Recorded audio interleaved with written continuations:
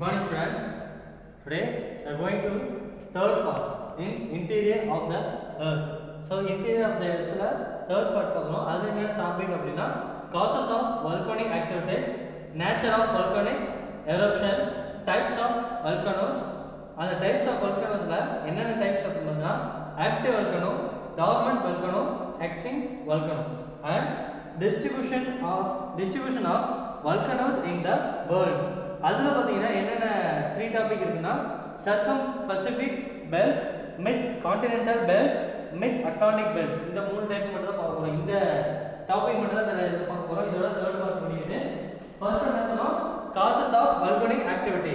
So அது என்ன கொடுத்திருக்காங்கன்னா the temperature increases as the depth increases at the rate of 1 degree Celsius for every 32 meters. There is also great pressure at a depth of about 15 km. The pressure is about 5 tons per centimeter square of rock.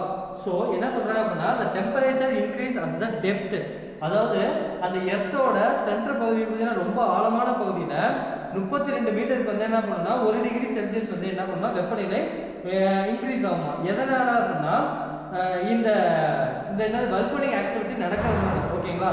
there is also great pressure. so அந்த இடத்துல என்னது வெப்பநிலை அதிகரிக்குது, அதே சமயம் pressure அழுத்தமும் அதிகரிக்குது. at a depth of about 15 km pressure, அதாவது 15 கிலோமீட்டருக்கு ஒரு பிரஷர் நடக்குது அப்படின்னா 5 டன் per centimeter square வந்து என்ன ஆகும் அப்படின்னா அதோட வெப்பநிலை உயர்ந்துகிட்டே இருக்கும். ஸோ இப்படி ஆகிறதுனால என்ன ஆகும் அப்படின்னா under this circumstance the interior of the earth is in semi molten state called magma. So இந்த மாதிரி சூழ்நிலை அங்கே நடக்கிறதுனால என்ன ஆகும்னா இந்த எரிமலையிலிருந்து வரக்கூடிய மேக்மா வந்து எப்படின்னா மிதமான ஒரு சூடோட வரும். ஓகேங்களா? ரொம்ப ஹீட்டாக வராமல், அதாவது எரிமலை வெடிச்சு செதறாம இல்லை உள்ள கேஸ் மினரல்ஸ் எல்லாமே வெளியே வராமல் அப்படியே மிதமான ஒரு சூழ்நிலையில வரும். ஓகேங்களா? The magma under great pressure has the capacity to dissolve great volume of gas.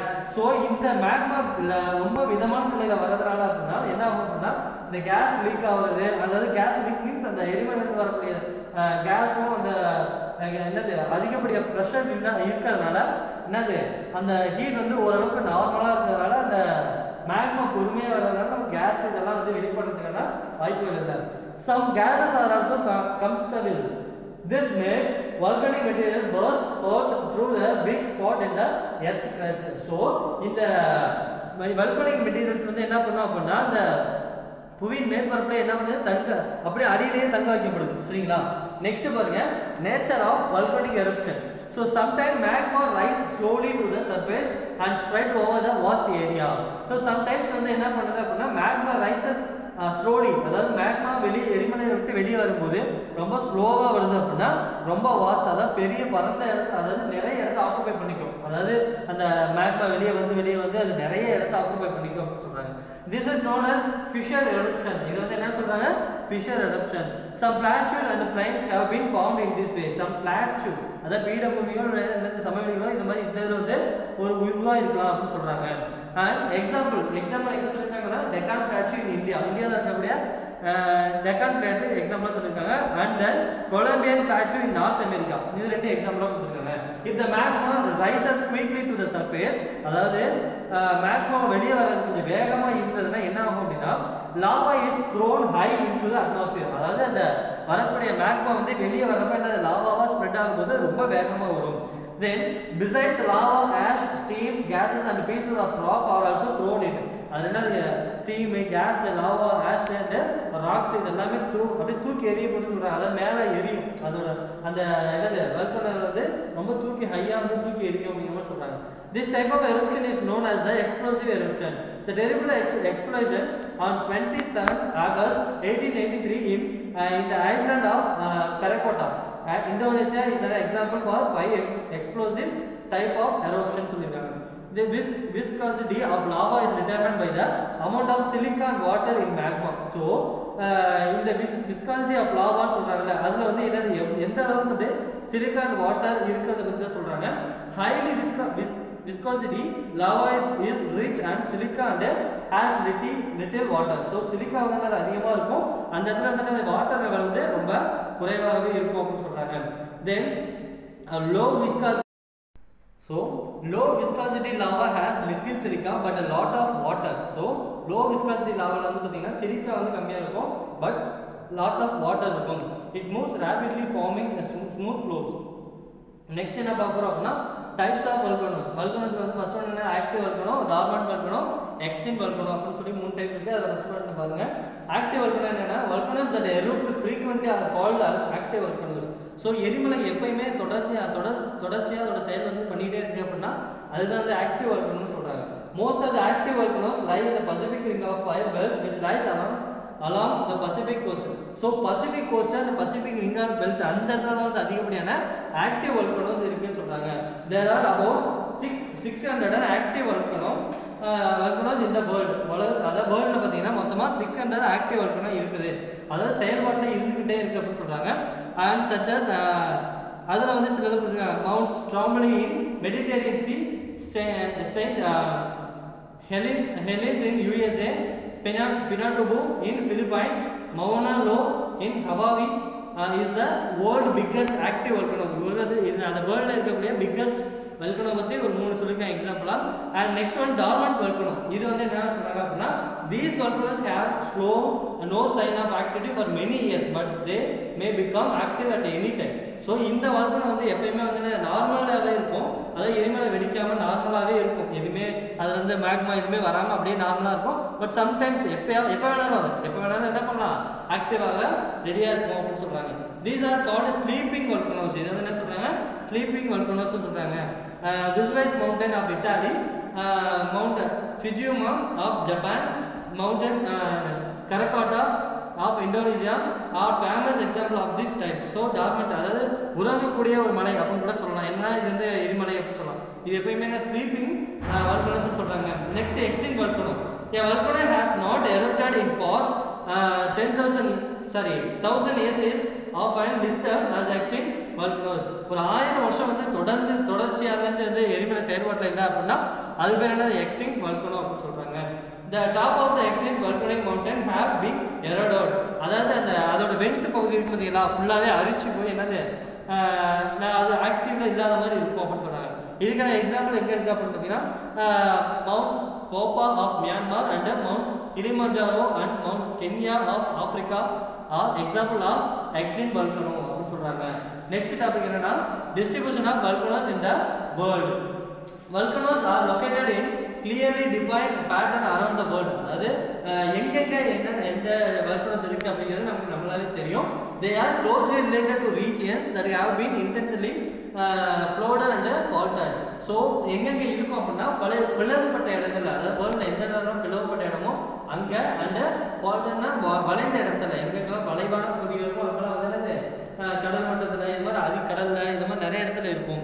There are about 600 active volcanoes and thousands of dormant and extinct ones. So இவ்வளவு இருக்குன்னு சொல்றாங்க.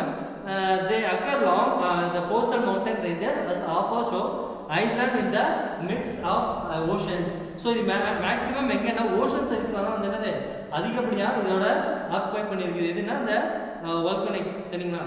And the volcanic belts are also principal earthquake belts of world. There are 3 major zones of volcanic activities. 3 major zones சொல்லிருக்காங்க. என்னன்னா அப்படினா பாருங்க circumpacific belt and mid continental belt and third one mid atlantic belt னு சொல்லிருக்காங்க. first one circumpacific belt பத்தி சொல்றேன். This is the volcanic zone of the convergent oceanic plate boundary. So இது வந்து என்னது இதோட circumpacific belt ஓட boundary எது பாத்தீங்கன்னா எதுனா it includes the volcanoes of the eastern and western coastal. So eastern வந்து western பகுதி வரைக்கும் இருக்கக்கூடிய Pacific coastal ஃபுல்லாவே இதோட boundaries. This zone is popularly termed as the Pacific Ring of Fire, which has been estimated to include two-thirds of the world volcanoes. இதுல வந்து 2 3 வரைக்கும் 3 பங்கு வரைக்கும் என்ன volcanoes இங்க இருக்குது Pacific Ring of Fire னு சொல்றாங்க. செகண்ட் ஒன்னு mid continental belt பாருங்க. This is the volcanic zone of convergent continental plate boundaries that includes the volcanoes of இதோட boundaries, அதாவது mid continental belt ஓட boundary பவுண்டரிஸ் எங்கன்னு சொல்றாங்க ஆல்பைன் மவுண்டன் வந்து சைனீஸ்ல வந்து அது வரைக்கும் and the Mediterranean Sea and fall zone of Eastern Africa இது ஃபுல்லாவே வந்து மிட் கான்டினென்டல் பெல்ட் இருக்குது. the important volcanoes are இதுல இருக்கக்கூடிய volcanoes எதுனா Vesuvius, Stromboli, Etna, Kilimanjaro and Kenya. Surprisingly the Himalayas have no active volcanoes at all. so Himalayas வந்து active volcanoes இல்ல அப்படி சொல்றாங்க. third one mid Atlantic belt இதுல பாருங்க this belt represents the divergent boundary of plates located along the mid-Atlantic ridges. Volcanoes of this area mainly a fissure eruption type. So இதென்ன இந்த இடத்துல வந்து என்னது fissure eruption னா சொல்ற எரிமலை கொஞ்சம் ஆக்டிவா இருக்கு இடம் சொல்றாங்க. Iceland is the most active volcanic area and located on the mid-Atlantic ridge. So mid-Atlantic ridges வந்து அதிகமான active volcanic இருக்கும் அப்படி சொல்றாங்க. example Helena and Azores Island are other example. Okay students, இப்போ நம்ம வந்து 1 marks பார்க்கலாம். Okay students, first choose the correct answer. Knife is made up of nickel and ferrous. Second one, earthquake and volcanic eruption occur near the edge of mountain. The magnitude of an earthquake is measured by Richter scale. The narrow pipe through which magma flow outside is called a vent. Dash volcano is known as lighthouse of Mediterranean Sea. So fifth one answer enna option A Stromboli, and sixth one dash belt is known as the ring of fire circum-Pacific. Ida answer sixth one. Fill up the first one. The core is separated from the mantle by the boundary called Weichert-Gutenberg discontinuity. சரிங்களா, இது first answer என்னது Weichert-Gutenberg discontinuity. Second one, the earthquake waves are recorded by an instrument known as seismograph. ஓகேங்களா. Third one, magma rises to the surface and spread over a vast area is known as fissure eruption. And fourth one, an example for active volcano is St. Helens, USA. Fifth one, seismology is the study of the earthquake. Circle the word one. First one magma, second one vent, third one Karakocha, and fourth one silica, fifth one Fujima. And match the first one earthquake என்ன answer அப்பனா sudden movement. Simona என்னது silica and magnesium. Pacific ring of fire னா என்னது world volcanoes. Tsunami னா Japanese term. Mount Kenya அப்படினா Africa. And correct statement first one answer A, second one க்கும் A தான். அடுத்து ஆன்சர் நேம் வேர்ட் அப்படின்னு ஒன்று கொடுத்துருக்காங்க. அதில் name the outermost layer of the earth என்னது crust. What is sial silica and alumina. Name the movement of the earth lithospheric பிளேட்ஸ்னா tectonic movement.